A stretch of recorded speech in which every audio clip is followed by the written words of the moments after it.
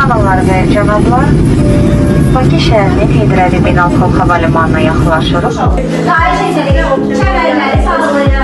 Country famous for its spices and jewelry. Biz hal-hazırda qiymətli daşlar, ədviyyatlar ölkəsi üzərində eniş edirik. Allah olsun. Nəyə görə məhz bu ölkəni seçmişdim? Hindistan İpek yolunda yerleştiği üçün, ticaret üçün əlverişli. Ve Osmanlı Devleti yarandıktan sonra dünyanın siyasi tarihinde böyle bir değişiklik baş vermeye başladı. İstər Bakı şəhərində yerləşən 80 nömrəli məktəbin şagirdləri, istərsə də bizim İmamqulu kənd məktəbinin şagirdləri bax belə karavellalar hazırlayıblar ki, sizə xoş və unudulmaz anlar dilerim. Beləliklə gəmimiz yola düşür.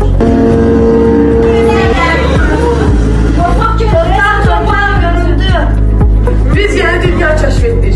24. ildir dünya yeni texniki avadanlıqları kəşf edir və dənizlərdə səyahət edir. Çünkü dünyanın en zengin ülkesi Azerbaycan'da. Gezmeye qürbət ölkə, ölməyə vətən yaxşıdır deyib. Biz yenə də zəfərləri bola olan, böyük qəhrəmanlar yetişdirən, değerli bir Azerbaycan xalqının vətəndaşları olarak qürur duyuruq. Fəxr edirik ki, biz